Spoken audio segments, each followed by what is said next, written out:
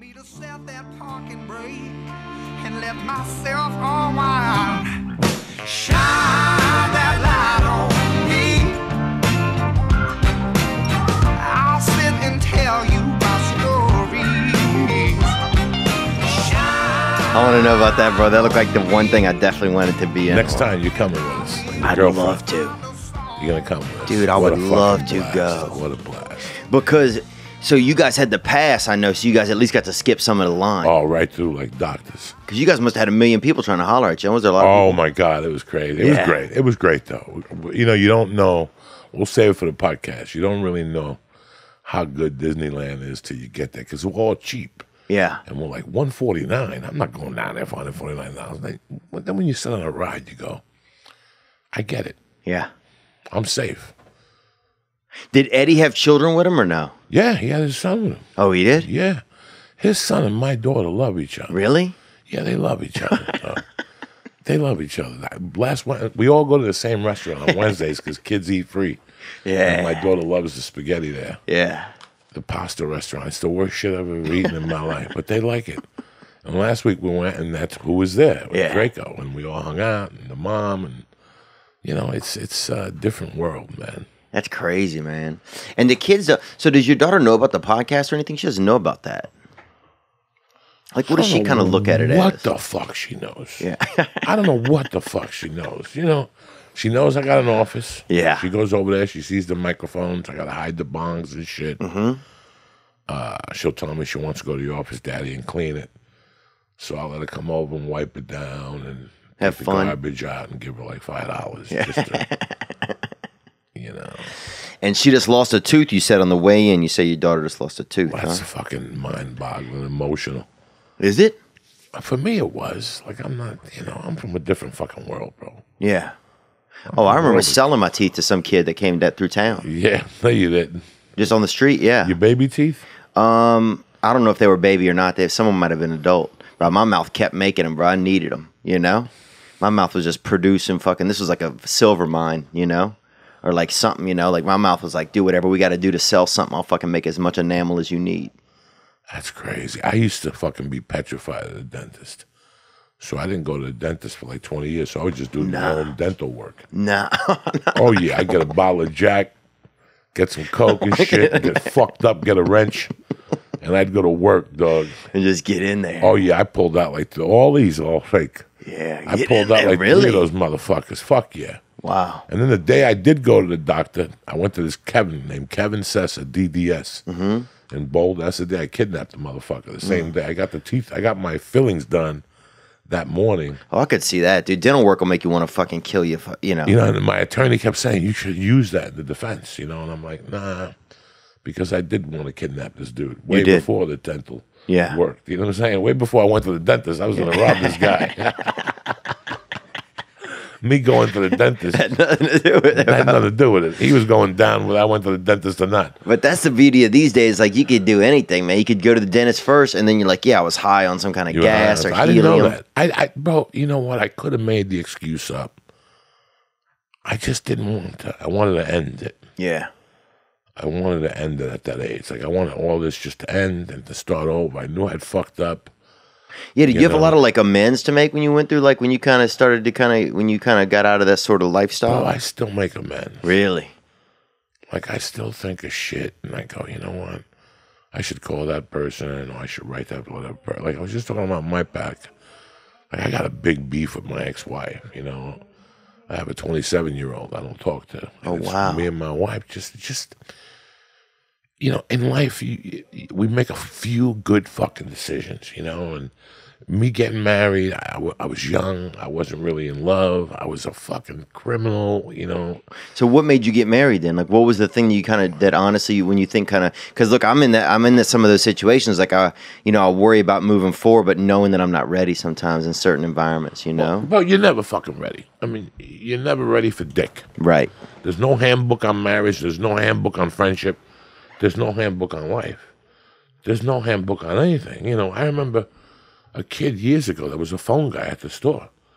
And one day the fucking the talent coordinator got fired. They just made him the talent coordinator. Wow. He didn't know nothing about nothing. Yeah. He got fired 6 months later, but You just have to be ready. There's times that in life that I can't train you for what's going to happen. Right. And that's, if you think about your life, I mean, how old are you now? I'm 38. Think about your life. That's most of Think your about where life. you've been. Nobody could train you for what. You either fall apart, have a nervous breakdown, go see a psychiatrist, or fucking live your life. Yeah. Live your fucking life, because it's very... Man, it's so true, man. It's so, you have no idea how much I mean, this is literally, I'm going to a therapist today at 7, and it's like, you know, some things that's just like, sometimes I'm just afraid to like maybe admit what the truth is to myself. And instead I'll get stuck in some of these like therapy situations, because sometimes I feel like I know what the truth is, but sometimes it's hard to know if your instincts are reliable. Does that make any sense? Like if you get an instinct, if it's legit or not, or if it's fear, or if it's... I have a friend that's the kiss of death. I love him with all my heart, but every decision he makes is a bad decision. And I was thinking about it about a month ago, and I was thinking about when I was in the same position, that at one time in my life, everything I did was a bad decision. I mean, I was the kiss of death. Yeah. When I got out of prison, everything I did, get married, everything I did.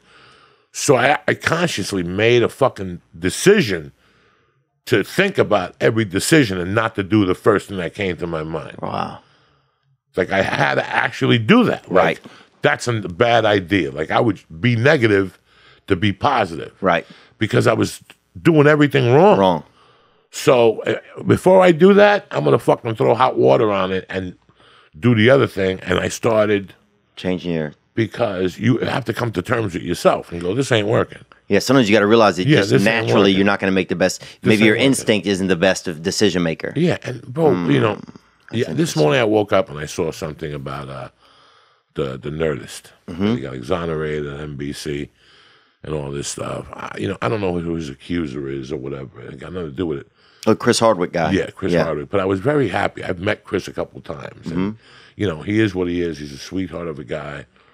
But we can't keep, this country was built on laws. Yeah. That you have to be judged by your peers.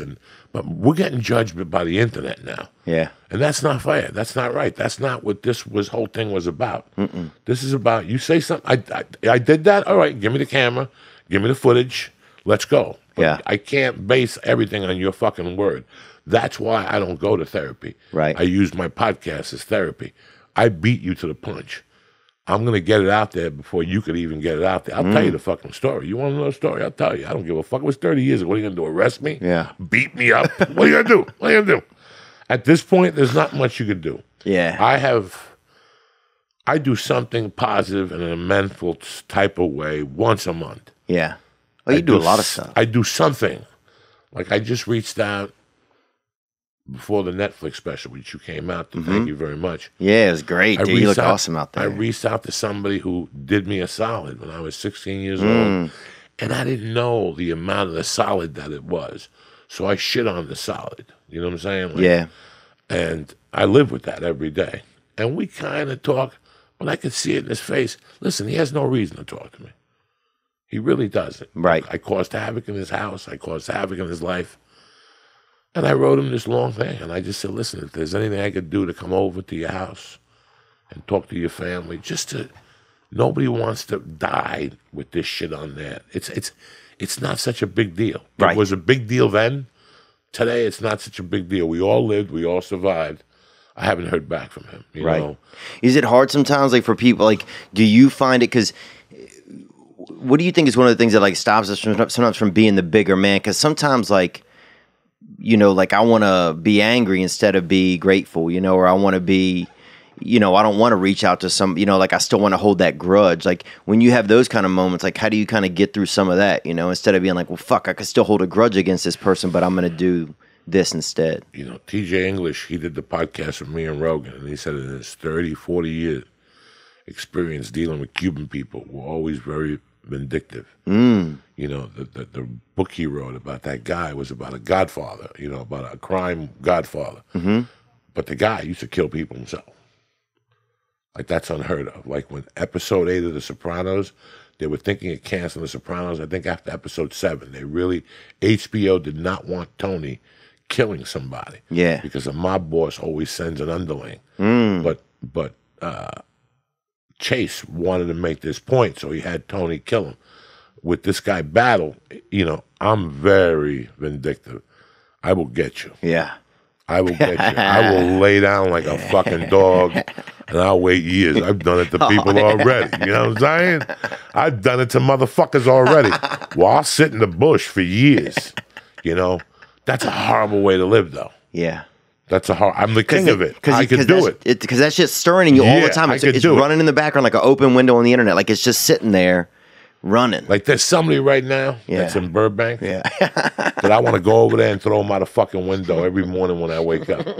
And the only thing that stops me is my family, my daughter, what I'm doing right now, because he's a piece of shit. The guy, you know, and he's been a piece of shit to a lot of people. Yeah. A lot of comedians. And I knew it but guess why I don't throw him out the window? Because I did business with him and I knew it going in, that he was a piece of shit. Wow. So shame on me. Right. I got caught up in the smoke of the situation. Now I have to pay for my sins. But I'll get that motherfucker eventually. Yeah. I'll give him a flat. I'll put sugar in his gas tank. Something along the line. I'll do fucking something. I'll put saran wrap in his gas tank. Yeah. And he'll stall every 30 miles in the 405.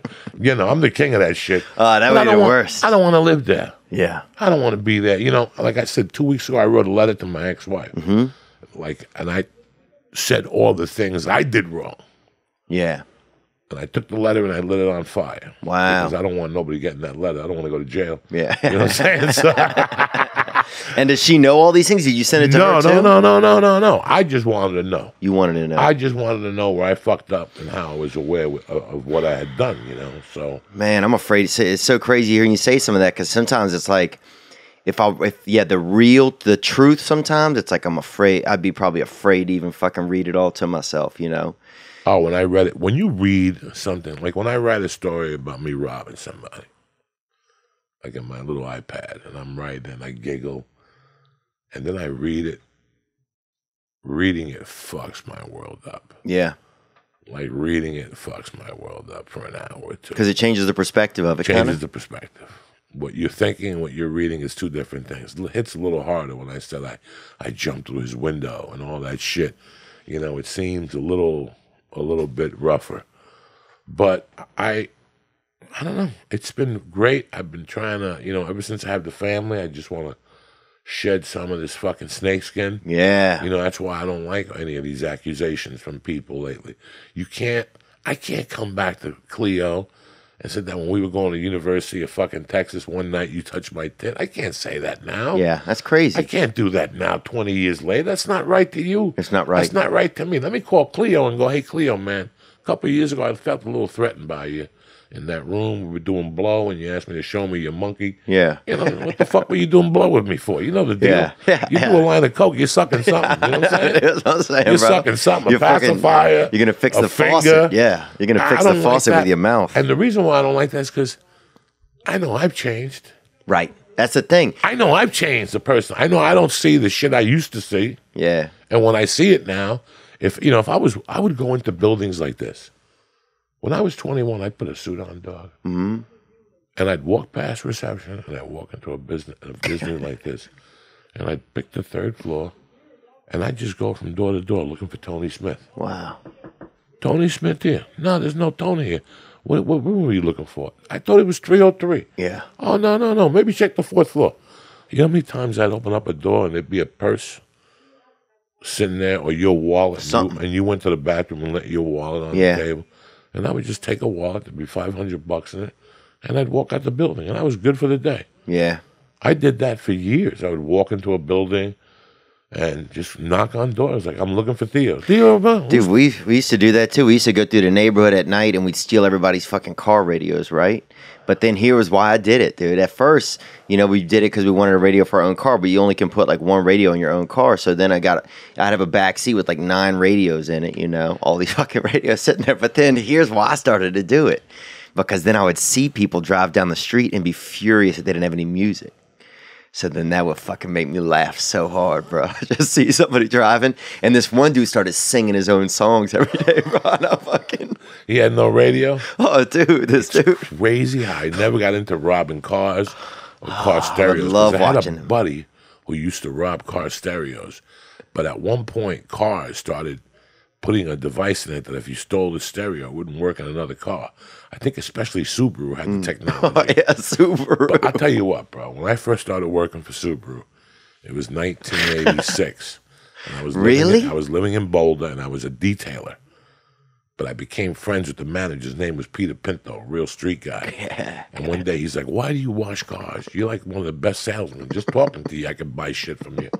And he goes, "Just come over on a Monday and see if you like it." And I came over on a Monday and sold 3 cars and made $1,000. At that time, I used to work 60 hours a week for like washing. I think it was $860 a month. They would pay me. And you made it in a day. I'd make it in a day selling cars. And I borrowed $500 from my girlfriend's mother, and I went and bought 3 jackets, 3 pair of pants, a pair of shoes, a belt, and I went and fucking knocked them fucking dead. But I thought I was making like $7 to $10 grand a month. That's like my first 3 money. months in 1987, going to school, $7 grand a month. Subaru selling 10 cars a month. Well, you could have been the You get a principal check at from school. them. You get a check from Subaru. But the lot man drove like an expensive BMW, and I'm like, how can a fucking lot man sell? Have a BMW? I mean, what can a lot man make? The year went by. I stayed a loyal employee. I got into a few arguments there. I threatened to fucking break the car with an axe window if they didn't pay me and shit like that. But the cops came in one day. This was a crazy place where I worked. It was called Crouch Subaru. Yeah. Crouch, and that's German, huh? Crouch. They Crouch, own, huh? Right, today you're going to get fucking robbed if somebody's crouching. Crouch. They own an Acura store today. Yeah. A couple Acura stores. But in those days, that Subaru store was a comedy. Like, it was a comedy. And they didn't even have a lot of Subarus. Did people even know what that was then? Yeah, no, in Colorado, Subaru's it was king. number one car. It's number one car. It used to be Burt Subaru, were the number one Subaru dealer in the world. Wow. They did 500 new Subarus a fucking month or something. And then we were like number 8 in the district. But one day the cops came, and they arrested this fucking lot guy because he was running a scam at the gym. But what we also didn't know was that after you sold a car, he would talk to you for 5 minutes about your car, and he would upsell you. Oh, he's selling shit on the So side. this motherfucker was taking the stereos out of the GL10 sedans, the top, and putting it in your shitty car. Wow. So all these people paying 20 grand for these high-end cars, and the radio was like an AM radio. Oh. And, bro, he did it to every like, when he got arrested, he had been doing this for years. Like, people were buying Made cars. a ton of money. Ton of money. He was selling rims, tires. Then the cops came in again one day and surrounded the building because we had a salesman that used to rob banks at lunchtime. Oh, wow. His name was Carlos Valverde. I'll What a never great forget idea. this guy. And he had 9 kids. 9 fucking kids he had Damn. with the same wife. He had been married like 30 fucking years. He was Robbing like 20, that pussy as he was well, married apparently. 30 years. He was like 22. He was Spanish. Oh, Carlos yeah. Valverde. I'll That's never as forget. Spanish as could be, dude. Never forget this guy. And one day the fucking cops came and surrounded the building. He was fucking robbing banks at his lunchtime. Him and 4 other guys would fucking get car. I mean, it was fucking crazy.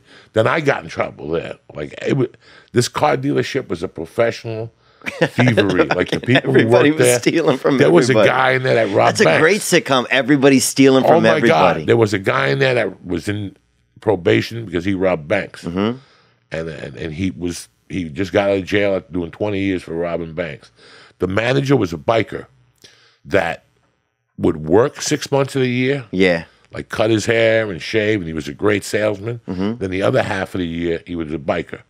Didn't do no drugs. He hated drugs, and he hated the smell of vinegar. Wow. So when I didn't want him there, I would come in and I'd buy a bottle of white vinegar, and I'd take a cap and put it in the corner of his office and spill it. And he'd be in the office within minutes. He'd be like, I smell vinegar, and he'd fucking leave. I used to get Coke bindles and tie like fish wire to him, and I'd throw them on the floor by him, and I'd roll them from my seat, and he'd be fucking trying to step on it. I had a great time working That sounds at that. so much fun, But man. it's so funny because what I learned that year, I still do today. Right. Like all the things I learned about selling cars and how you should be a salesman, like I still use those principles today. Like they would kept me alive in the comedy game. Yeah. Like, so it's kind of...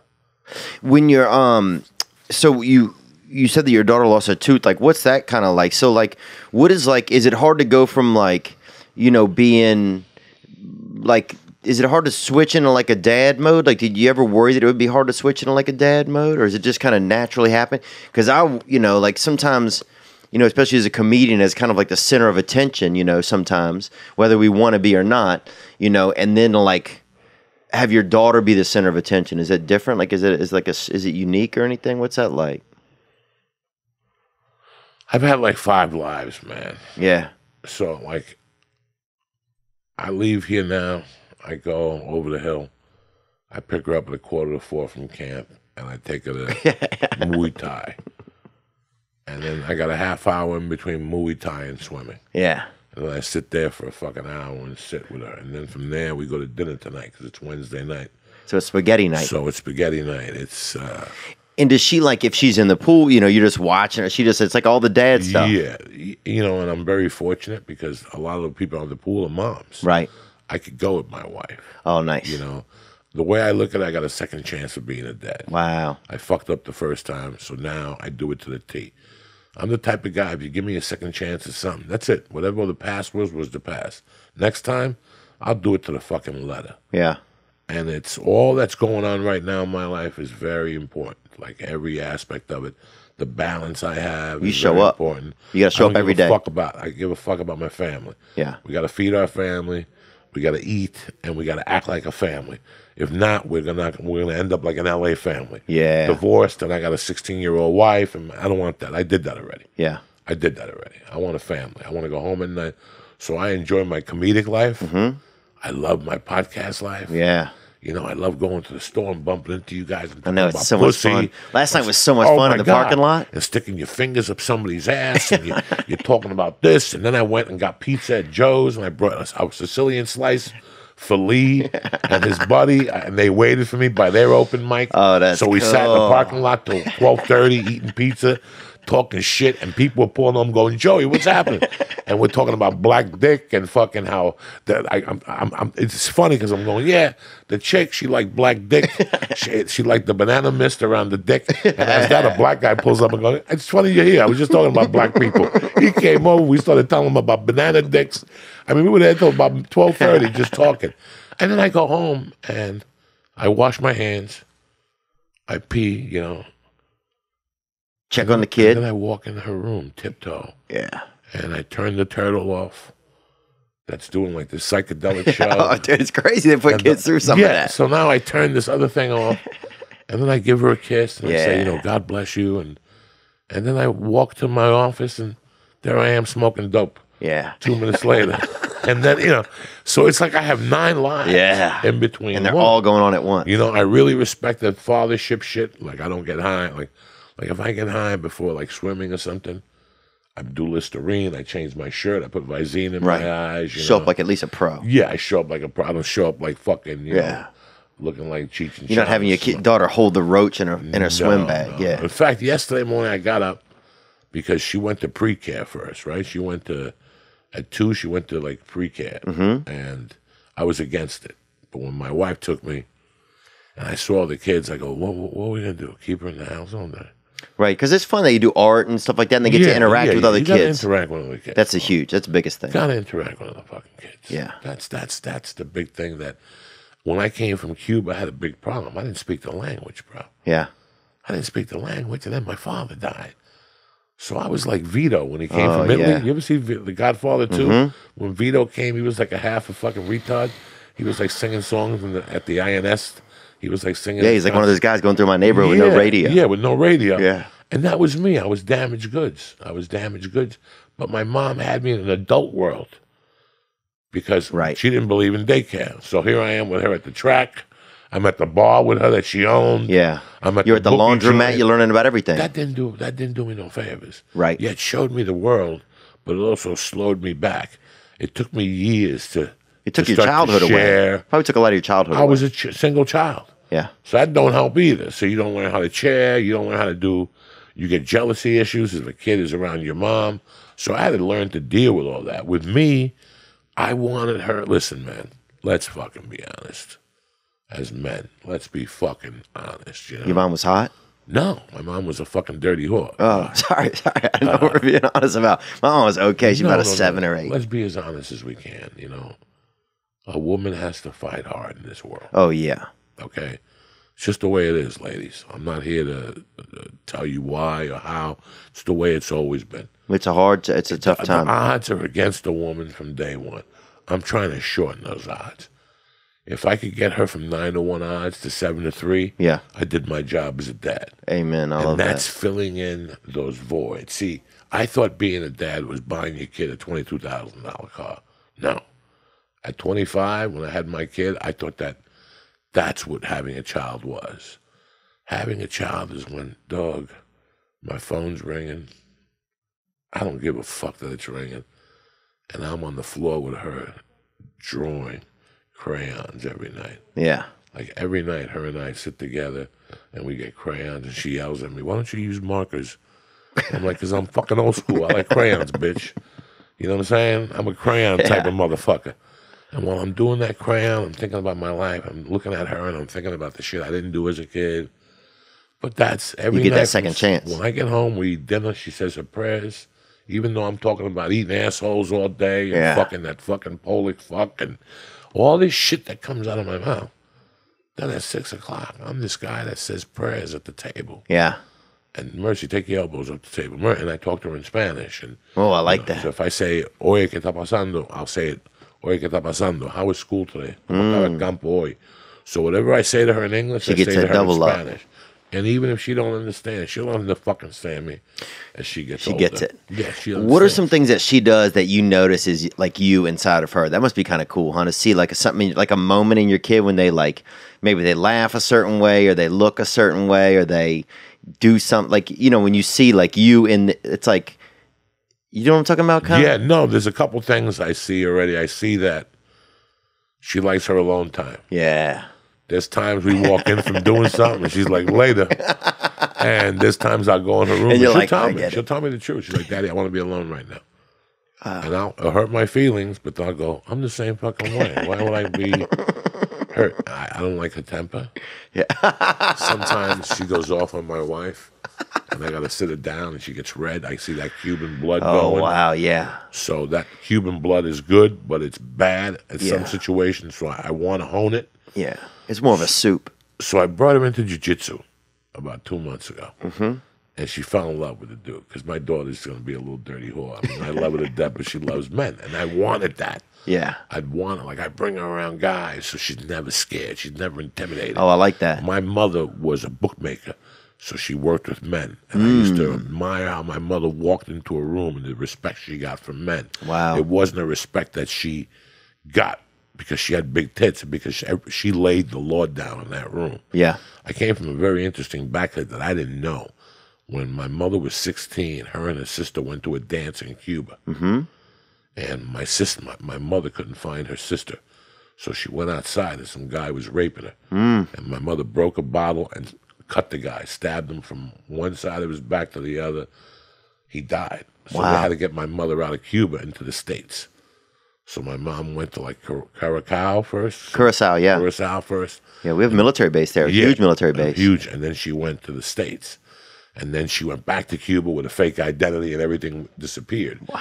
So I look at my daughter and I think about me and I know that that's in my blood. It's in there. That's a possibility. My mom had to think quick. I never knew the story until she died. Wow, she was fearless. I never knew the story. I saw her in action. In fact, yesterday I was Man, she must have been a strong woman, huh? Yesterday I was writing the fucking thing. Because I usually, like, when you go write jokes, sometimes you can't write jokes. So just sitting there licking a pen, I'll fucking just write a story. Yeah. You know, like, let's write it. And I wrote a story about me and karate and how I got into karate. I got into karate because I played hooky and I got hit in the head with a lunchbox and I got stitches and I told my mother. And the next day she walked me to a black karate school. All black. Black people doing karate? Oh, yeah. No 1969, 68, New York City. How's that not a documentary? As a matter of fact, you know Laranja Orange? The guy that acts Brazilian that hangs out with all these guys is Eddie's black belt. Oh, wait. Is it not Shay or what's that guy's name? He used to do he does the Brazilian accent. His father was my first karate teacher. Eve, not Eve. Mr. I'm thinking Orange. of Eve.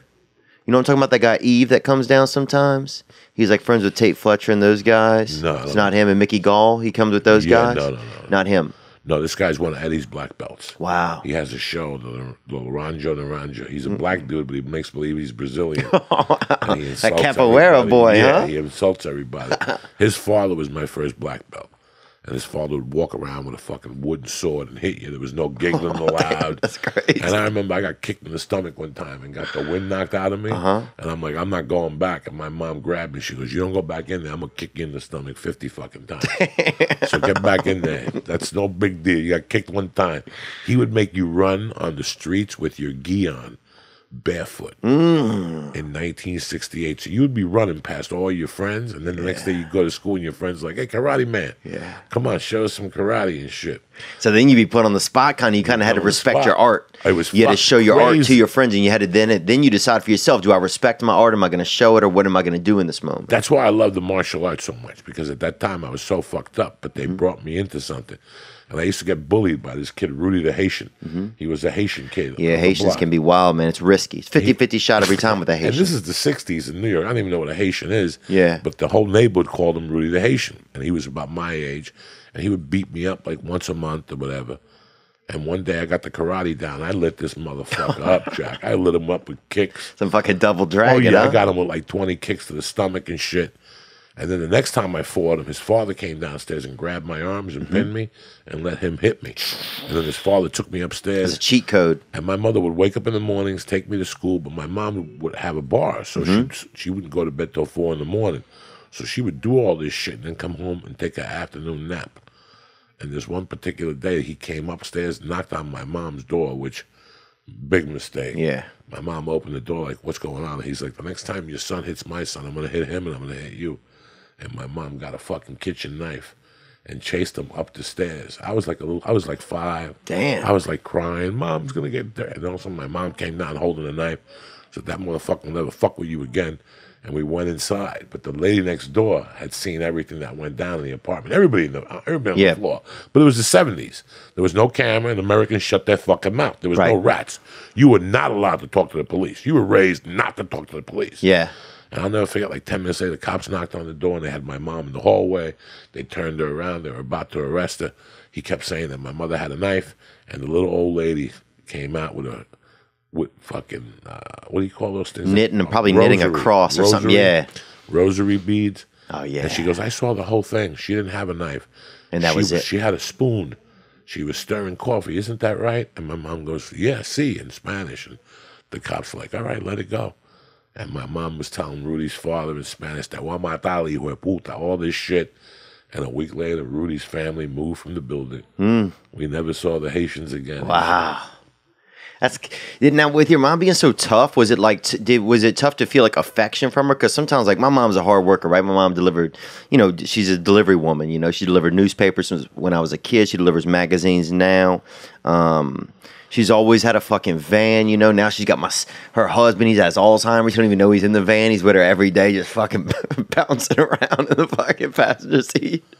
She had to get a fucking second seatbelt installed for him because he fucking would kind of he's getting little. He would slip out of the fucking first one. And now she's got him just basically in a fucking straitjacket, just bouncing around. He has no clue where he is. Just delivering fucking news on wheels every day, So I think he's about 90, Your mom still does this? Mom still does it, dude. And here's the worst part, bro. She got a good deal on this van, right? My mom likes a good deal, and she got a good deal on this van. It has none of the side or back windows, bro. So her fucking GPS is the Lord, bro. So she just fucking bouncing around. He's got him in the thing. But she's out there delivering all these things, man, and she won't not work, Like, I could tell her, like, look, I give her some money every month, but she wouldn't have anything else to do. It's like her identity. But then for me, it was hard to, like, for me, that kind of mom was hard to connect with, because that she just had, for me, I looked at my mom as like the mom and the dad. I didn't realize it when I was a kid. But, do you find it was tough to, like, have an emotional, like a mother-son connection when your mom is like has to be such a bravado? You know what I'm saying, kind of? I grew up without a dad. I had a stepdad. My mom was tough. Yeah. My mom was very tough. In today's world, it would be light abuse. But I'm thankful. Yeah, same. I'm thankful I'm for thankful. everything she did because my mom prepared me for the world. Today, I'm not raising my daughter. I'm preparing my daughter just in case something happens to me. My mom did a great job, but she left a lot of gaps, and that's where the damage came in. Right. So what I did differently is I write all the damage down. I write for my daughter. So I write every couple of days what I'm feeling, what my thoughts are, kind of like Jax Teller on Sons of Anarchy. Yeah. So if something does happen to you, She knows what's going on. she has all the fucking answers. She'll she'll know the truth. You know, I don't tell my daughter I'm a comedian. I don't show her, because if not, she's going to want to be a fucking comic in front of the stage. Right. Don't tell them. I don't even, like the pre-K teacher the other day said, have your daddy help you write it, but it's got to be clean. I don't want that shit. Don't tell her, because it's going to be all right for her to be the class clown. Right. I don't want her to be the class clown. My mom, dog, made me fight. My mom brought a girl home for me the first time. What the fuck? Till this day, I can look you guys both in the eye, and I don't even know if I fucked her. Yeah. I think I passed out from fear. You know what I'm saying? Yeah, I came on a girl once and and then lied about it. Made her. Then I got so scared, I fucking left out of my own window in my room. I was too embarrassed to walk through my own fucking house. It was a party at my house, and I just fucking left, bro. And there's all these people just driving silently up and down the street, fucking singing in their cars, and I'm like, this is a fucking crazy world, man. It's a fucking crazy world, man. And what we do, like, think of the world our head lives in. Have you ever thought of what we do? Have you ever gone to an open mic and seen a bunch of guys that are in it for 4 years, and it takes you right back to it and going like, damn, what made me stick with this? Yeah. With this abuse at the 4-year mark. You're not really a feature. You're starting to MC. Your home club hates you.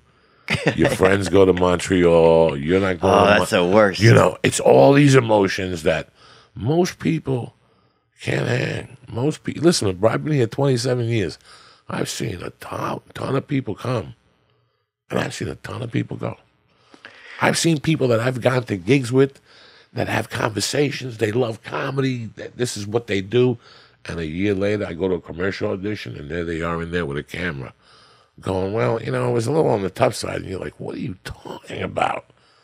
We just did a gig together, and you were telling me how. Yeah. This is what I do. This is what we do. Yeah, it chooses you after a while. I think this sport, like comedy just chooses you. Like, I don't even know. Like, I don't even feel when I get up anymore on the stage anymore like I'm trying to make them laugh. I just feel like this is what I have to do to get through the day or the week. It's just like part of the week. It's almost like getting out of bed and making coffee or something. Like, I used to feel up there like I was in this moment where like, okay, let's see how this works and let's see how this works. And now I feel like I can finally just kind of be up there. You know, did you start to notice that as you got along in it? Like, you can just kind of, the goal in the end is almost just kind of get to the way you are in front of your friends. Like, you joke around in front of your friends, but when you get on stage, it's this different pressure. But eventually it all comes all the way back around where the whole crowd just feels like you're in front of your friends. You know what I'm saying? Just think of this words. I'm sorry. The journey of emotion. How long have you been doing comedy for? 15. So in those 15 years, I want you to think where your emotions were before you went on stage when you started, and where your emotions were when you get on stage now. It's fucking two different fucking worlds. Yeah. Now, 3 months ago, I could look you both in the face when you came to see me in Vegas. Yeah. And I'm going to tell you, motherfuckers, I was damaged goods. Yeah. Because it happens. This is the human brain. And sometimes our brain gets fucking fried in between everything. Not to mention the reefer, not to mention being a father, not to mention 1,000 variables. But guess what? Motherfucker, I'm back now. Yeah. Comedy-wise, I'm back because I got lost. I watched John Mulaney, and I thought I wanted to be John Mulaney, who's a great fucking comic, great writer. But guess what? I'll never be John Mulaney, and I'll never be Theo Von. Yeah. And guess what's even better? Theo Von will never be John Mulaney. He'll never be Joe Diaz. Why? Because he's fucking Theo Von. Yeah. And Joe Diaz is Joe Diaz. And you know what? Once I put that together, like, I'm brand new again. Yeah. Like, I feel like I'm 28 now when I go on stage. Like, now you got a fucking problem. Last night I ate up that main room. The original room, I got my ass kicked. You know what I'm saying? You can't win every fight. You know what I'm saying? The main room, I fucking came out there last night. If I would have had a Xanax at the 7-minute mark, I would have had to take it. Because I could feel my heart ready to jump out of my chest. And that's what comedy's all about. Yeah. When you still feel that in your balls, that's what it's all about. For months, I wasn't feeling it.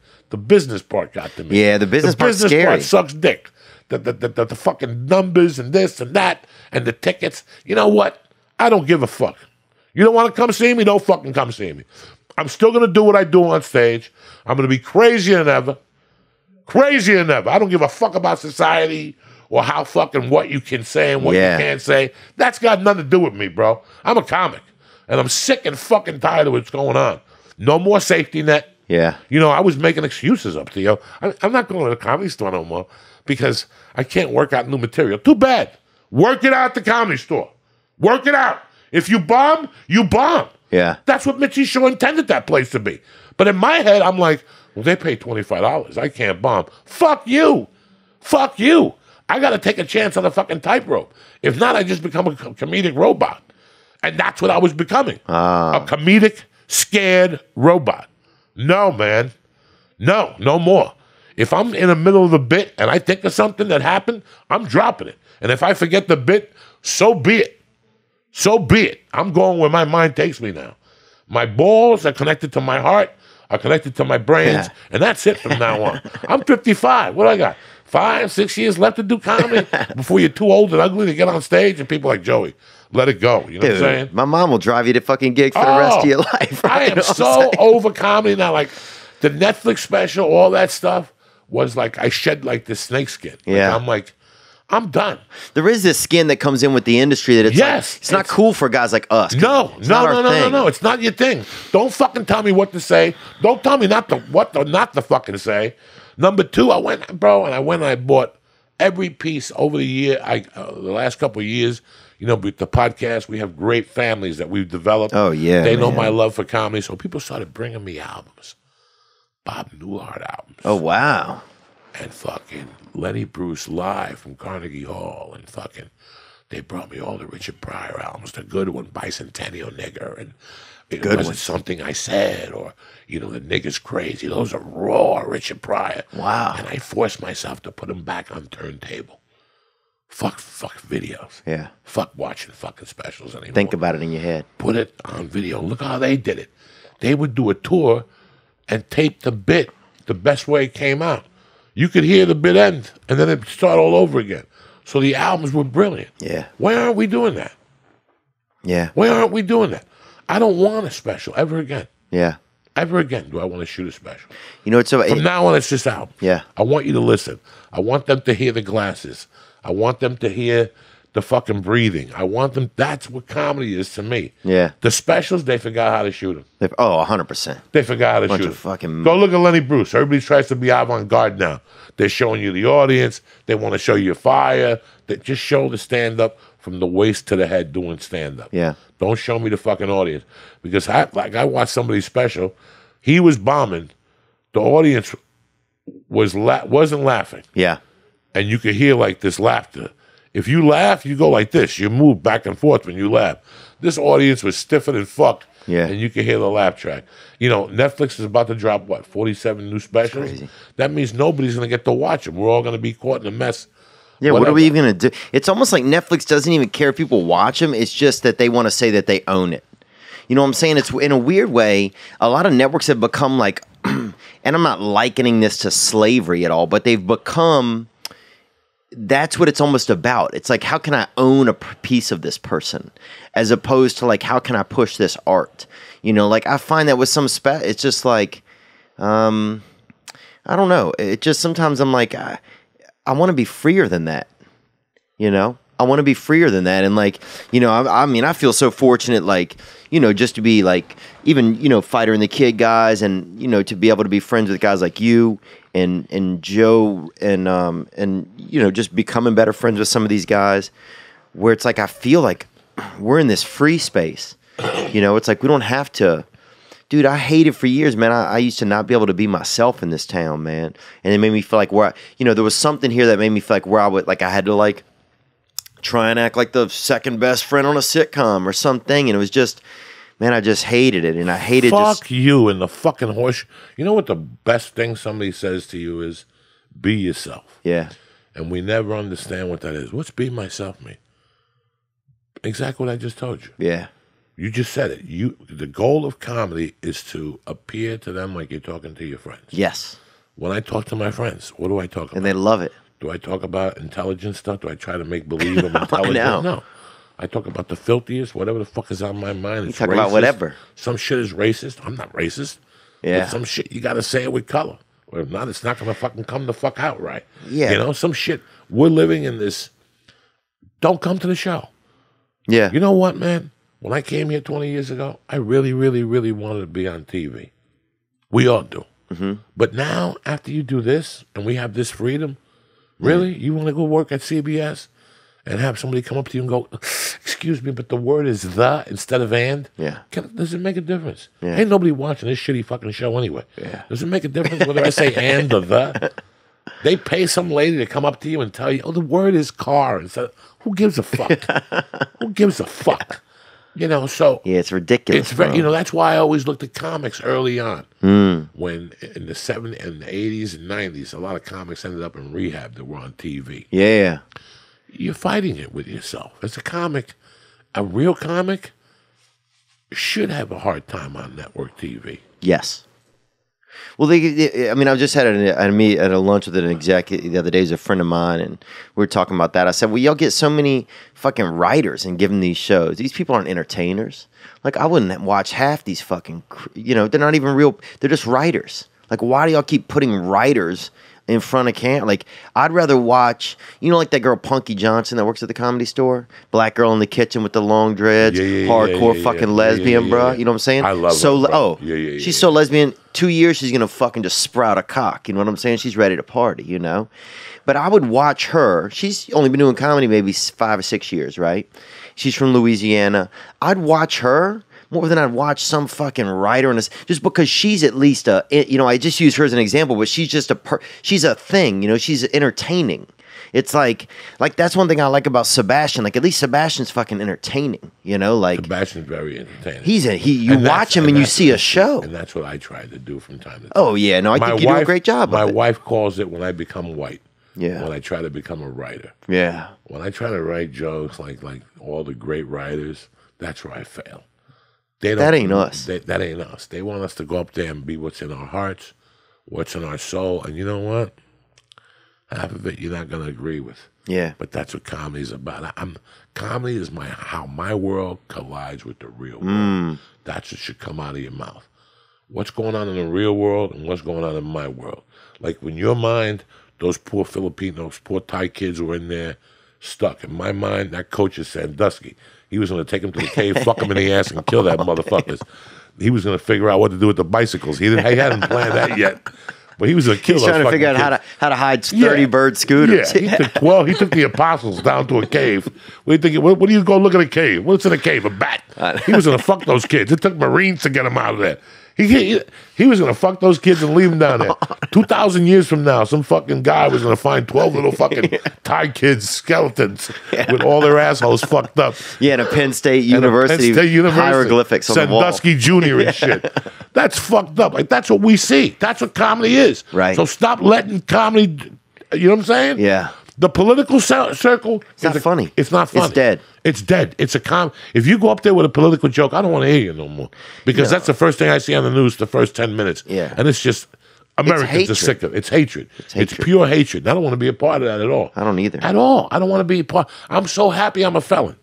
Yeah. I can't tell you how happy I'm a felon. I'm not responsible for none of this shit. I will never vote. I don't want to be responsible. I'm a half a felon. Hilarious. I got a gun. Yeah. I got a couple guns hidden. I got one at the Comedy Store. I just planted one at the Comedy Store. I love that. Oh, in case things get dangerous. That used to be I used to just get, you've got to go to any, we have gun control. I get your gun in 10 minutes. I go down to any handball court. Yeah. You look for a little guy that looks Puerto Rican and Jewish, you call him over. He's got a 22 that don't miss. And he'll buy it back after you kill him, motherfucker. He's like a walking pawn shop. Tell him what you did to True. Listen, I shot 3 guys with this. They didn't miss. I shot one guy in the head. He'll buy it right back. What'd you pay? What'd you give me, 50? I'll give you 48 for it. Yeah. And he'll take the gun back, and you just can't get caught with that gun. You'll be charged with 18 murders. I got that gun in a baggie behind the fucking counter. I got a gun with a silencer. Oh, I love hidden that. in my own building, an old school silencer. Yeah. I got to go grease it from time to time to fucking make sure. Dude, I want to hide some guns, bro. That's a great idea. I started buying some hot guns and just started fucking hiding them. love that. Just in case people get fucking froggy. At the store, you need a couple of them. I'm trying to get, oh my God, I watched that fucking thing on A&E about the making of Scarface. I haven't seen that. Oh, shit. And how that scene with the end took 3 weeks. First of all, when they got there, the set went on fire. Like, they had the worst luck in the world with that movie. Really? It was supposed to be a 2-month shoot, and it ended up being a 10-month shoot. Where'd they shoot it at? They shot half in Miami, and then the Cubans threw them out. Then they finished it up here by the 405. Wow. Like, the mother's house is by the airport and all that shit. The tent city is where, for the 405, by where they shot Heat. That's tent city. But they shot the last scene, and that machine gun he had is like something like a fucking monster. So they had to figure out how to get the gunfire to come up on the screen, and they showed all that shit. But what they didn't tell you is that the rounds were hot. And one time, Al Pacino fell on the rounds, and it burned his leg, 2 to 3rd degree burns. So they had to cancel the movie again for 2 weeks. They had to shoot all the Colombians getting shot. Wow. Fucking brilliant shit. Yeah. Then they got an X rating.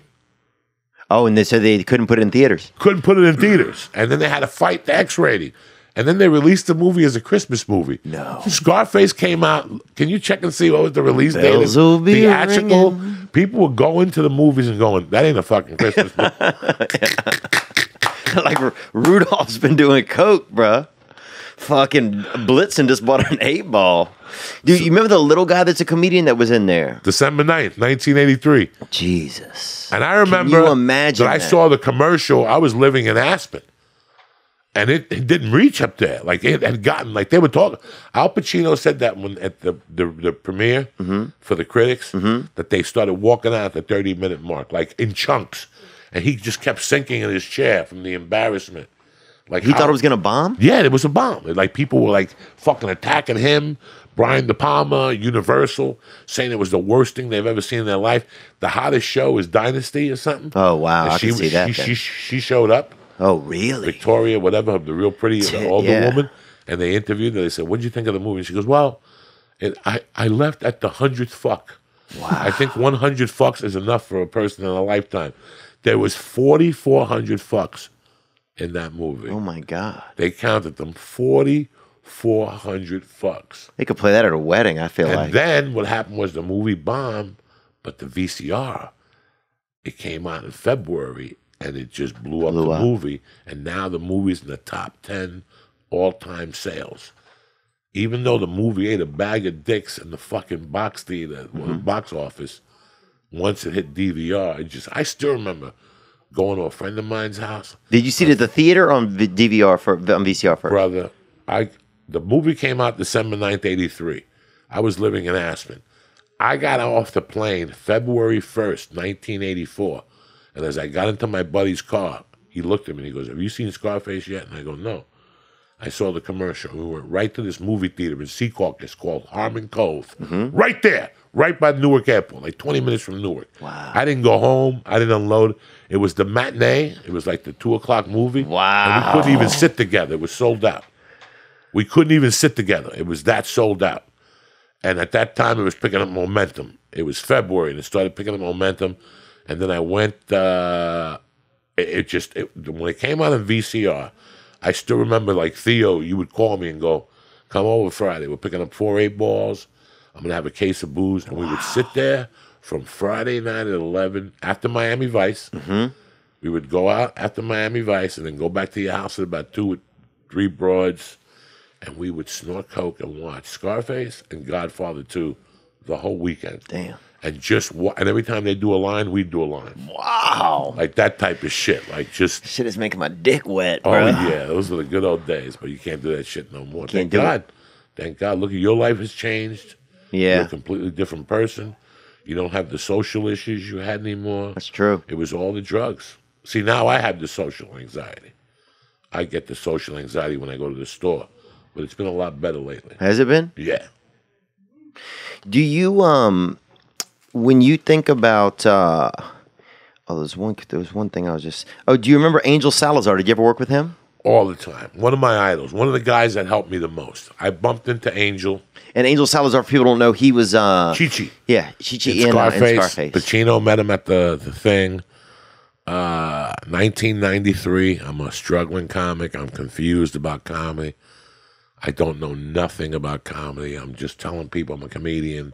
I'm getting up on stage. I'm just dying, bombing dicks.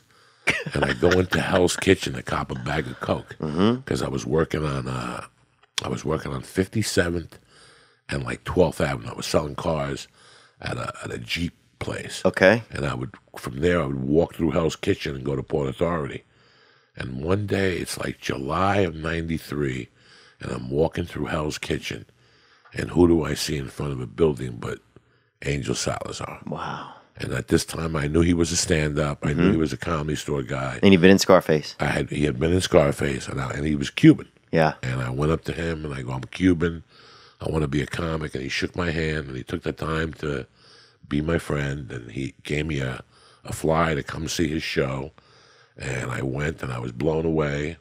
And then he got me an audition for an improv troupe at the Copacabana, and I just ate a bag. I remember paying like $15 to park, and I had like 13 and quarters, and going in there, and they like give us 3 impersonations, and me like making believe I'm a junkie. 2 of them were yourself. Oh, it was like, just, I was just horrible.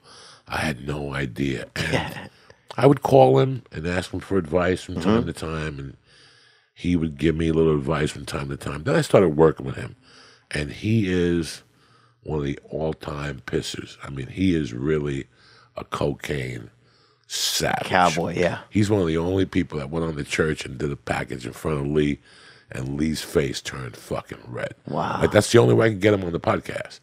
If I got him, he came to town. He was staying with Stephen Bauer, Manolo in Scarface. Oh, yeah. He stays with him when he comes to town, and it's right by the office. They're right by the office. You know, when you come to my podcast, you could throw a rock to where Stephen Bauer lives. Wow. So the only way, I saw Angel at the store, and he's like, put me in your podcast, bro. So I kept calling him. He's hard to wake up in the morning. Yeah. So we had to do it like at 10 o'clock at night, and I had to get Coke from like an old Coke dealer that I knew was fucking... Coke from the 70s. Yeah. Some good stuff. And that's how I got him in there. And he would go off camera and do little bumps.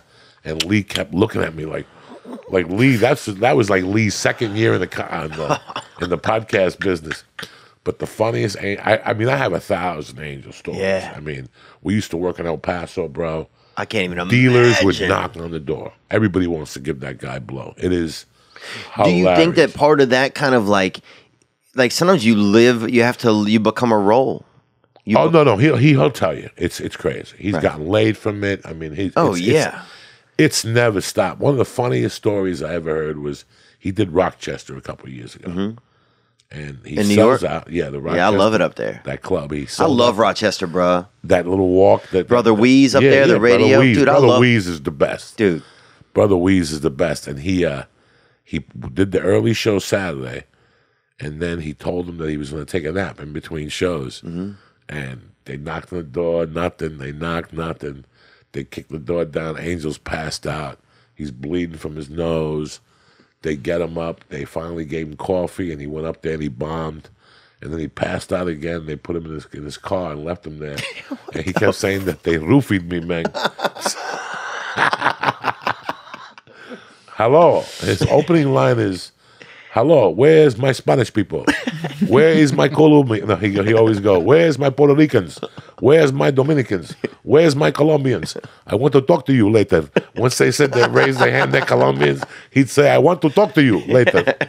Bro, we used to get fucked up. The rumor is he don't even sleep. He just hangs in his closet. Oh, yeah. Upside down at night. On the road, when he comes in, like we would work El Paso together. Yeah. First thing he does is he shuts all the windows. Oh, that's puts Coke aluminum time. foil on the glass. You know, I mean, he means business. Damn. And he'll go all 5 nights. Like, I haven't worked with him now. It's got to be 12 years. That's a hard, dude. That the thing I hated about doing drugs, man. You know what's so funny is last night, man. My thing now sometimes if I get lonely by myself and stuff, I'm by myself. I'll end up watching pornography or something, and I'll shut the blinds and shit because I ain't jerking off with the fucking blinds open, like some kind of, like a fucking camp counselor. You know what I'm saying, bro? So I closed shop up, but then this morning I got up and. And the lights coming against the blinds, and it reminded me of all those times I wake up if I was high on cocaine. Because you've been up all night, so you wake up, it's like fucking noon, and the blinds are closed, and the fucking lights I hated that, man. I hated waking up with my blinds. I like to have my blinds in my living room and stuff open now, so it's like I wake up, the day's right there meeting me in the living room. It's like I hated those days when everything was like you were hiding all day. Begging people for Gatorade on the internet. Bring over some Gatorade. It's like, I don't even fucking know you. Trying to meet bitches on Tinder just to get them to bring Gatorade over, bro. It's crazy how cocaine and comedy could go hand in hand, and I'm doing comedy 27 years, 28 years. I haven't done coke in 11 years this year. That meant for 17 years, it felt like I cheated on comedy. Yeah. It was the weirdest thing because I would never do it before I went on stage. But it would be in my pocket, burning a hole in my pocket. And I would go right from the original room. People would be, hey, great set. Yeah, good, right. I would go right to the bathroom. Me too. And do 2 bumps. Then it'd be all okay. Yeah. If I had another spot, I wouldn't do it. Yeah. I would do it. I would have that coke. That coke had to be in my pocket at 8 o'clock. I would fall apart at the seams. Yeah. And I would put it in my little drug pocket. Yeah. And it would stay there unbothered in a little baggy, waterproof in case the fucking rain came. In case the floods came, in case something got biblical. You could still break out of fucking... Yeah, I still, in case Louisiana all over again, I'm on a tire floating, waving at the airport. Fucking, I'm here, cocksuckers. Dude, how great would that be? You're on the news, they're like showing you, and you're just down there doing coke, and they're fucking waving at the helicopters. Like, how many videos are there of the news during Katrina where there's just a bunch of brothers just blowing a fucking blunt and they fucking couldn't put it on?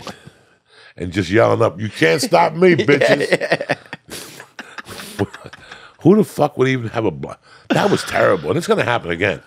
Yeah. Like this year, the storms are getting stronger and fucking stronger every year. Well, I think Mother Nature doesn't like some of the stuff that we got going on sometimes. I don't think she likes some of the energy. And look, she's a fucking tough lady. She's a hardworking woman, man. She'll correct it when she needs to, It's wild, bro. Dude, but yeah, I'm so grateful for you, man, for, and some of I just appreciate you always being cool with me, man, and being supportive, bro. How can I not? My father's from Nicaragua. You know that? Yeah, I know. Yeah. That's why he had you at 74. Them spics don't never stop fucking. They don't give a fuck. They'll fuck on Social Security and everything. Spanish people, they'll fuck on Social Security. They don't give a fuck. Listen, we get $128 a month. We'll make it work. You know what I'm saying? I'll take care of them. Dude, what if I could learn Spanish, okay? Okay. And maybe 5, 8 years from now, we did like a Central American tour, like a fundraiser or something down there. Would you do it, you think? Well, I got no passport. I'm not looking yeah. to get one. I don't want to stir the fucking pot, man. I got a lot of skeletons in that closet. Oh, yeah. In that passport closet, there's a lot of skeletons. Why get Trump pissed off at anybody? You know what I'm saying? True, I got in. I'm good. I don't need to go anywhere. That's great.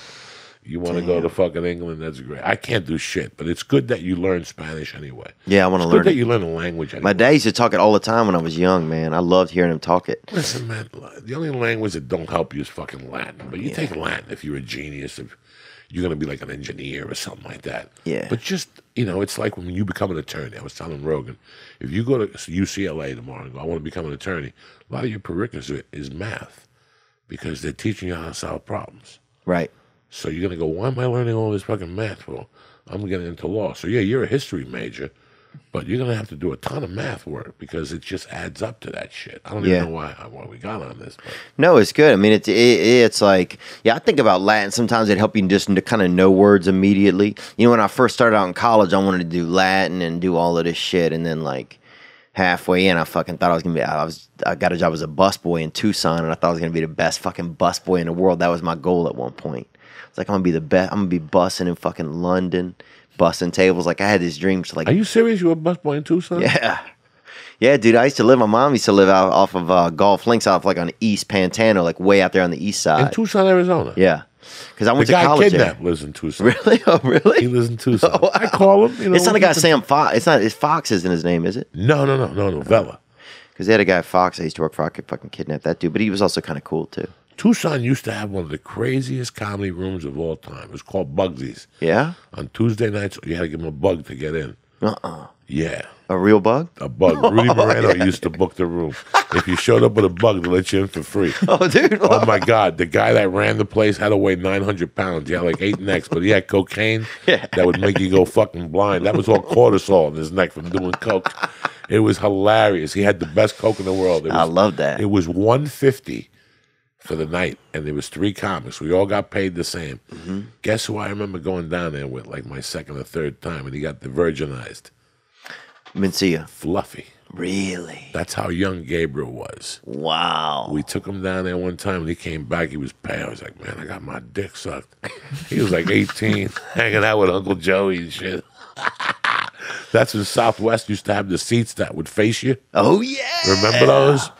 That was so much fun. What happened to that? Well, I'll tell you what happened. I went to Chicago like in 2001, and that's when the bread strips were out with the THC. Oh, yeah. So they would stick together. And one day I ate a bread strip, and I thought it was one, but it was like 9 of them. And I got on that plane. That's when they had a direct flight from Chicago to Burbank. Did you know that one time? Southwest had a no, I'm lying to you. It went from Burbank to Vegas to Chicago, so you could work a club on the South Side. It wouldn't land at it wouldn't land at the main Chicago airport. It would land Midway. Yeah. So you could go from Burbank. What the fuck story was I going to tell you? Southwest, you're going to go there. Gabriel, you said Gabriel. So, you took 1. On the way took back, 9. That could be your next special. I took 1. I thought it was 9. It was like me, Gabe. I'll never forget. It was like me, Gabe, Martin Moreno. It had to be like 8 comics he brought in for this little festival. Yeah. This club's not even open no more. It was on the South Side. Tremendous, across from the White Castle, next to a Steak and Shake. We used to get fucking stoned. And I remember getting on the plane and eating the edible. And it was me, like Martin and Gabriel, and we were sitting across from 3 like old women. And all of a sudden the edible started hitting me, right? And I'm 380. I'm fucking huge at the time. Really? That must have been miserable. Oh, I had to be 380. Dude, I can't. You went to jail and you had to live in that body. That's fucking Listen, 2 cents. No, when I went to jail, I was in good shape. Yeah. It was this is like 10 years ago, 15, and I'll never forget taking my shirt off. And the sweat was pouring down me, and these little old ladies were just looking at the floor, and there I am, fucking sweating. Another time I went to Delta on a red eye, and I took an edible. But I got so hungry, I ate a pack of cinnamon certs. And that's a mistake, dog. Don't ever eat a pack of cinnamon certs, the whole thing. Cinnamon makes you sweat like a motherfucker. Really? Dog, I started sweating on the plane. There was a little gay guy next to me, and he had like little lenses, and he was asleep. You know how gay people put those little things on their eyes? I had to take my shirt off. There I am in first class with the blanket up to my stomach. My tits are out. Yeah. You could feel the beads. I remember getting off the plane in Miami the next morning, and my pants were fucking wet. And the waitress, the stewardess, would just walk in the halls, look at me, and give me a water. She knew how fucked up I was. Dude, my buddy and his brother used to get so fucked up on coke in Miami, then they go up to their hotel room, put on diapers, bro, because they kept shitting themselves, and just go back down to the fucking dance floor. Just partying with diapers full of shit, bro, just dancing. And they could dance, bro. I mean, these boys could fucking dance. But who wants to dance with somebody who smells like shit? But I think they And you start moving, that shit starts shaking. Dude, I mean, look, bro. Bro, I used to get coked up with a dude. That's what it's like to be, I think they were Latinos for I sure. used to get coked up with a dude that used to put a string on his wrist. And the string would go to the doorknob. So if you tried to open the doorknob, his string... Bro, I used to get high with some crazy people. Yeah. Man. I used to get high with his brother, who was bald. And his brother would be talking to you, like we'd be doing coke. Like, yeah.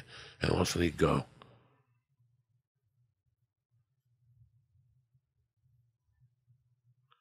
Like, what? And he'd go.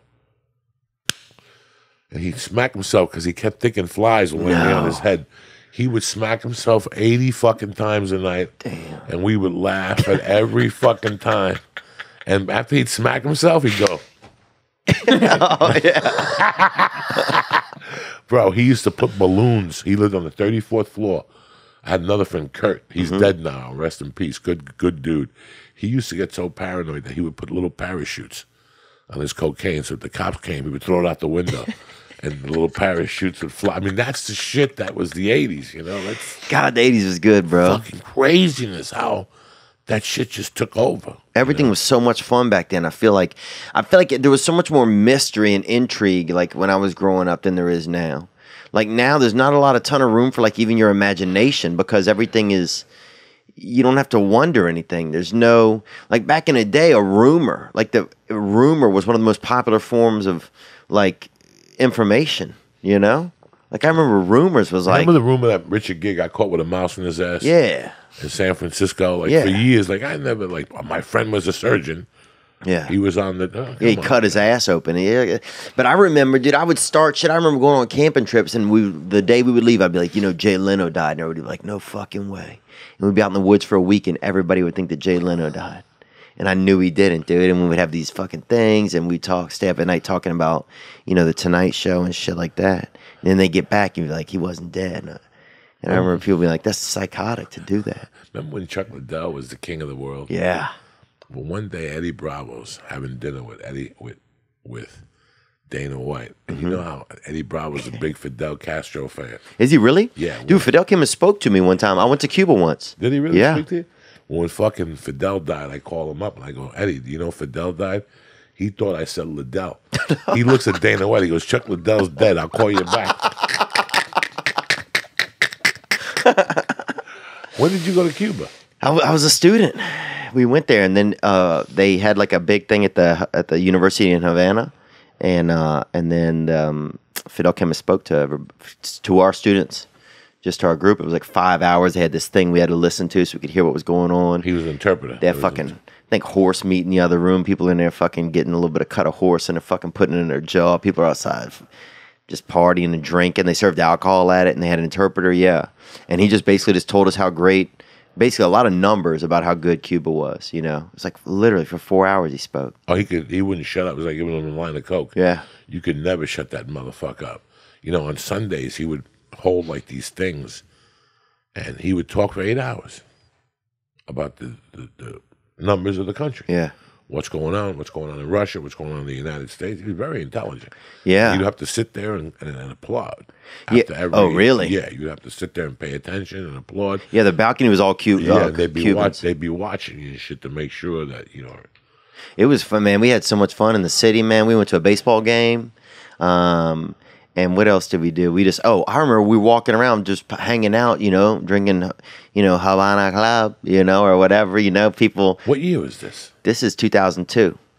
So just walking around and there's some people hanging out in an alley that are kind of dancing and partying a little bit. So we go over there and we think it's like a family. It's like a birthday cake and stuff. So we're singing, cumpleaños. Everybody's having a nice time. We think, we're in a different country. We're celebrating some guy's birthday.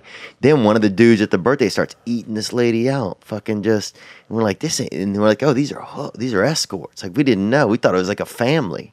And next thing, we're all dancing with these fucking ladies and shit. We think it's like a grandmother and like a fucking birthday party. Next thing you know, one of the guys goes down by the lady's waist a little low and fucking just starts eating her pussy right there. And we're like, what the fuck, bro? Welcome to Cuba. Yeah, this shit is fucking awesome. I was talking to somebody last week. I went to a party and there was boats, and next thing you know, there was a girl fucking a guy in the boat. I didn't know what to do. Get in there. Yeah, jump in or fucking call 911. What the fuck is wrong with you? There, yeah. Don't just stand there. Don't just stand there. You're gonna stand and let somebody get that dick sucked. At least go and put a finger in their ass. Yeah, dude. Work it. At least cheer for them. My buddy. We got some calls and stuff that came in. Joe, you mind if we jump to a couple of them? We got some calls and questions that came in. Let's hit some of the let's hit some fan lines that came in. These are some LiveRaise fan lines that came in. Hey guys, Luke here, contacting you from Spain. Joey, how do you reckon Theo would handle himself in the streets of New Jersey when you were growing up? How do you think he'd do? Not saying he's a pussy or anything, but he doesn't seem to be dealing with those putters over firing the kid very well. What was the question? He said, how do you think Theo would do in the streets of New Jersey when you were growing up? And you can be honest. Perfectly, because you had a sense of humor. Oh, wow. You either had to be tough or you had to be funny. I wasn't tough, but I was funny. Yeah. And I had heart and balls, and I could steal, so they left me alone. I think I could definitely check at least 3 of those boxes. If you can make somebody laugh, Yeah, people love that. People love that shit. Dude, that's one of the things that always I feel like acclimated, like when it was easy for me to acclimate sometimes around black culture in my area because, you know, a lot of us were on the same kind of financial level. You know, they had more like generational, you know, deficit, I think, because just, you know, generation after generation of being black in the South was like really Very tough. tough. Very just tough. Very tough being black anywhere. Like when I came from Cuba, I learned about. Did they have black people there? In Cuba? Yeah. That's where black people were invented. Oh, wow. You know, I mean, look at half of Cuba. Half of them were my color. Yeah, they got that and more. The other half, they look like Julius Erving. Yeah. Because they were brought over with the slaves and then it mixed into the culture. Yeah. You know, when you're Cuban, when you take a DNA test, you're not gonna like the results. If you're white, you're not really gonna like the results. But I know the results because I grew up there. I know the people. You know, my mom was like you, but her brother has kinky hair and it's like cat blood.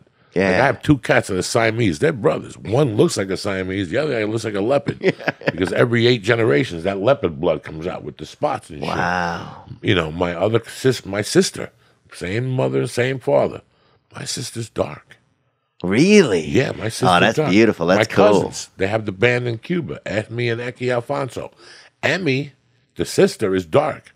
Eki, who's on Anthony Bourdain when he goes to Cuba because he owns a bar, La Factoria, he's light-skinned. So now, Cubans are very racist. Are they really? Oh. And is it against the skin tone or is it against? It's against the skin tone. That's why if you watch, like, if you ever go on Netflix, there's a show called Celia, about Celia Cruz. It's brilliant because it shows you Cuba in the 40s, like when they told her, you're a little too dark to be singing. Wow. And then she started singing, and the guy was like, whoa, wait a second. They're like, we're a little too white to be listening. Yeah.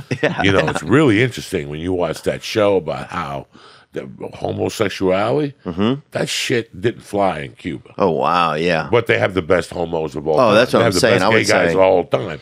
But it didn't fly. Like, they killed the brother. They never let you know what happened to her brother, but they killed him. And I know as a kid, I had an uncle that would tell me that if you were gay in Cuba, your parents would take you shark fishing and throw you off the boat. Like, it was, Cuba's a rough fucking place. Like, I've met Cubans in Pasadena that I brought Cuban music to their house, and they're like, take it off. Because they can't handle it. They know they have the black blood in them. They don't want to be reminded. Oh, wow. Me, I use it to my advantage. Yeah. It's who I am, you know. If it wasn't for Richard Pryor, I wouldn't be here. If it I wasn't love for Richard Julius Pryor. Erving, I wouldn't be here. If it wasn't for Red Fox, I wouldn't be here. If it wasn't for Al Green, I wouldn't be here. You know, these are all part of people who make my comedy up. Right. Straight up gangster, you know. Yeah. Julius Erving is what I do on stage. I take it to the hoop. We ain't got no time to fuck around. We're slam dunking on your fucking ass. I remember you told me there's a great, and I watched it too, there's a great all-star game where him and Pistol Pete played together. Pistol Pete was the best. That was my dog. That was when he played black. Yeah. That was the thing.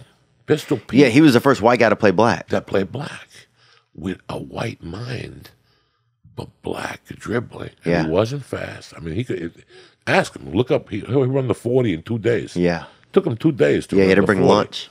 He had to bring lunch, but it didn't matter because he used black body movements to shake you. Yeah, he had that kept white shake. He had a shake and the dribble. There's a scene when he sees Julius Erving and he fakes to Bob McAdoo, and he just flips it behind his back. That was his shit. Yeah. So when that All-Star game, they just made a mistake.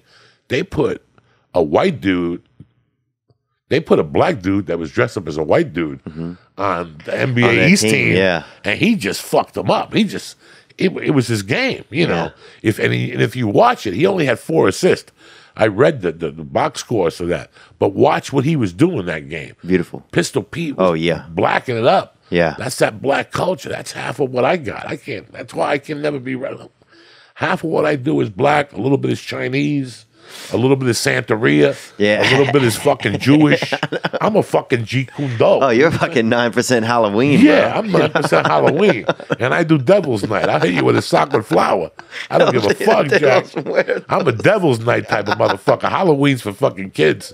Devil's Night is when bro, gangsters come. you got a fucking full moon in your asshole, bro. Oh yeah, all day. Devil's Night. Devil's Night. You're supposed to stab a motherfucker. The next year, you got it bad. That's the original old school. Oh really? Oh yeah, the old school was that's when you hit somebody in the head with a pipe. Wow. That's been pissing you off all year. On Halloween? Devil's Night, the night before Halloween, The night before. the 30th, Devil's Night. And then you get him some candy. The next year is like good luck. It's like Chinese. It's like the year of the fucking stick. Chinese, bro. Dude, I was just in China. I saw a dude pick his nose and feed it to a fucking cat, bro.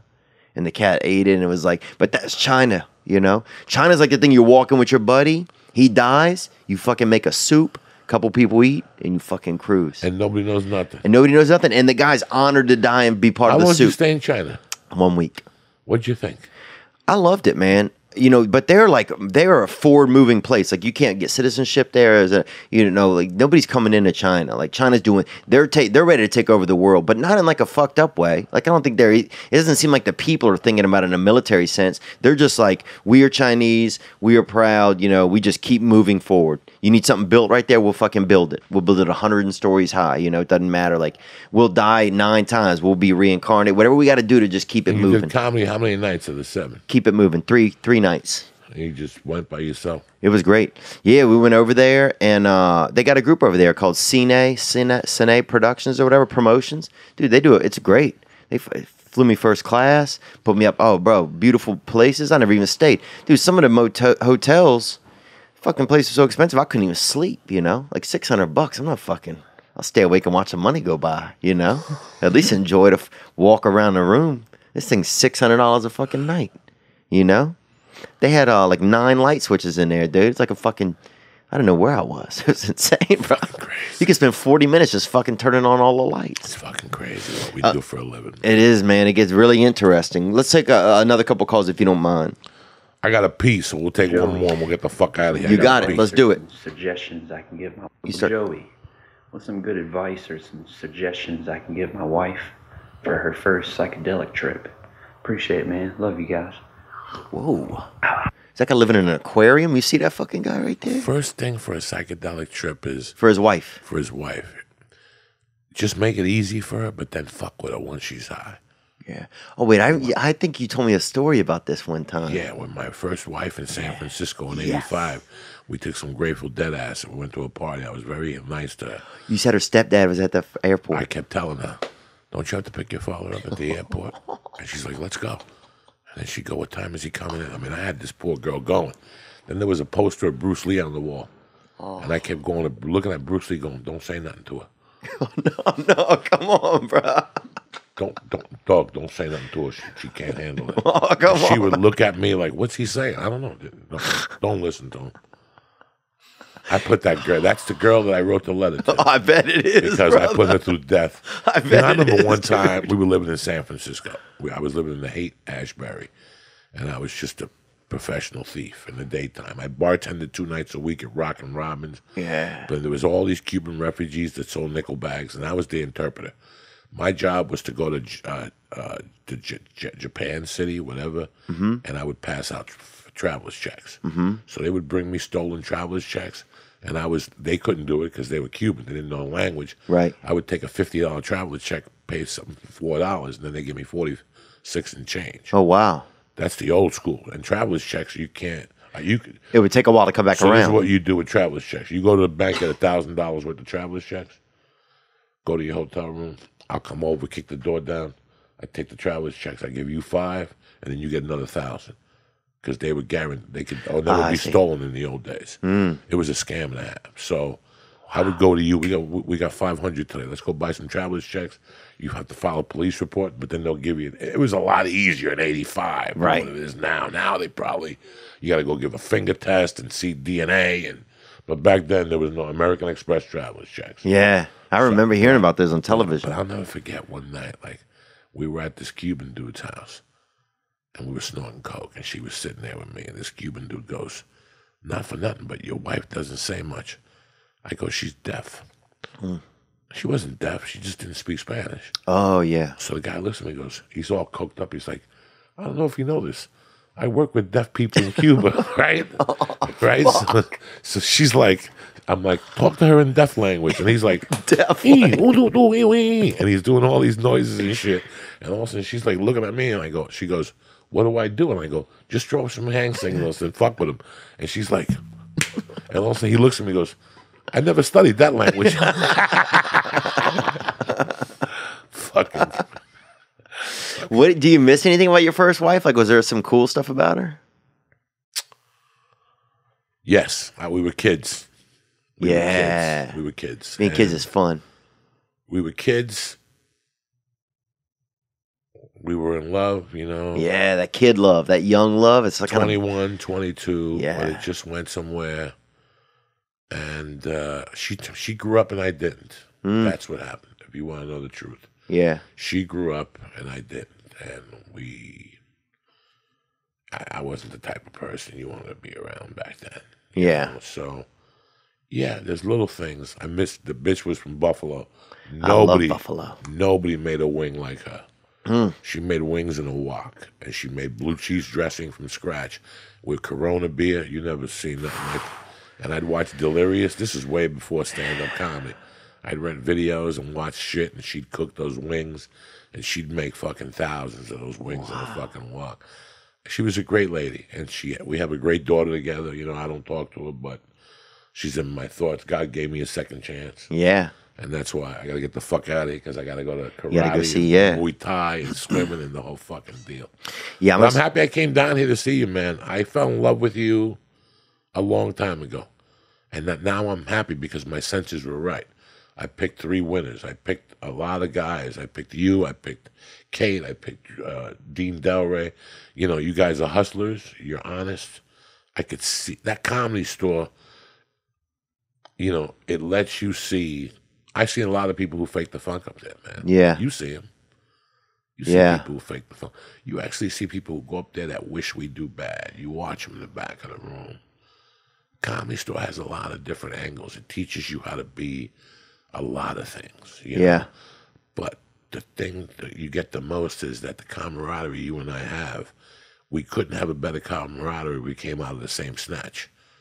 This is real. Yeah. This is real. I cheer for you. Yeah, same. When you came to see me do the Netflix special, you paid out of your pocket. You cheered for me. Yeah. That's something that people, real comics, a lot of comics, I love his work. Shh, I'm listening to Theo. You know, you don't have to say that. You don't have to say that. No, that doesn't mean anything. I'm here to say, no, you don't have to say nothing. Yeah. I know who's making the fun. Yeah. And I know who's only going to be there temporary. And I know who's going to be there with me to the end. I know the person who comes up to me and says at the end, bro, that joke was badass. I know he means it. I also know the person that comes up and says, Theo, you were great on I'm Dying Up Here. When you walk by, they're like, fucking redneck sack of shit. Yeah. You know, that's the truth. That's the vibes at the Comedy Store. You were great in that. And when you walk by, he's a fucking piece of shit. He probably blew somebody, fucking half a fag. That's the other angle of it. So you have to learn how to deal with all that, be a comic, and remember, be the biggest thing I'm a man. Yeah. Before I became a comic, this, that, a felon, we're men. And we got to act like fucking men. Yeah, I think that's one thing that that you don't even, you kind of covertly, like, you know, I think you infuse that, like, you know, even just hearing you tell your stories, knowing, you know, recognizing you got a second chance with some stuff, with some family stuff. And like, you know, that stuff is like, you know, low key, like inspiring, you know, because, you know, yes, you know, for me personally, you know, I live in some of those worlds and I just feel, you know, scared and nervous. But, you know, I do know you always make me feel like I have a friend and that I have somebody that cares. And like, you know, if I'm friends with you to the end of my life, man, I would be honored, you know? No, listen, man, God took away my family, but he showed me the gift of friendship. Yeah. And the gift of friendship is beautiful. People just misuse it. Yeah. Mishandle it, and they don't know how to handle it. Yeah. You have acquaintances and you have friends and you have people you live and breathe for. I breathe for you. I breathe for Lee. I breathe for Kate Quigley. Joe Rogan, I'll stand in front of a bullet. Ari Shaffir, I will take that bullet from the Comedy Store and shoot you 12 times you mess with Ari Shaffir. You mess with my Jew, I'll fucking kill you. You mess with Duncan, I'll put a bullet in you. You mess with Eddie, I'll shoot you to death. You touch Red Band, I will fucking personally send you to Mars. I will call somebody that lights people on fires for a living for $5,000. You touch Fuego Red Man. Frankie, baby. People have no idea what it is living for breathing for somebody. Yeah. Everything in this Hollywood town is he's amazing. He's that. You ain't shit. That's why when the shit turns, you know, look at now. So somebody accuses Theo of something, and I gotta hate Theo. No, that's not how it works. I know Theo 20 years. I'm gonna back Theo. Right. If something happens to me and an agent fires me, and I'm with that agency and I would fire that agent. Yeah. Because they don't back their people. Right. That's what we don't have anymore. Yeah. Did he really touch your pussy? Prove it, and I'm still with him. Yeah. What the fuck are you talking about? Yeah. But we live in a society out here that we don't have nothing. We only have friends as hot as our career gets. If we get hot, then they talk to you. I don't want you to talk to me. I want you to talk to me when I was broke. Yeah. Those are the people I talk to today. The people that were my friends when I would go up to the comedy store and go, Theo, let me $3 so I could get a gram of Coke. I got 17. If you give me 3, I get a 20. I'd give you 3 forever, man. I love you. Thank you for having me man. down here. I wouldn't drive down here for anybody else but you. You know that. You know I hate fucking driving. I came down here for you and for your fans and your family. And Yeah, we appreciate it, man. We got a lot of young listeners that love you. I got this hat too, man, that a buddy of mine made. It's from my friend's company called Hood Hats, but they make dope hats, and nobody else has that hat, man. It says West Hollywood Comedy Store. This is it. That's This one of is a our kind. family. Thank you very much. I love you, man. Thanks for coming on. I love you. Thank you for having me on. Yeah, I'll see you soon. Now I'm just floating on the breeze, and I feel I'm falling like these leaves. I must be cornerstone. Oh, but when I reach that ground, I'll share this peace of mind I found. I can feel it in my bones, but it's gonna take a little time for me to set that parking brake and let myself unwind. Shine.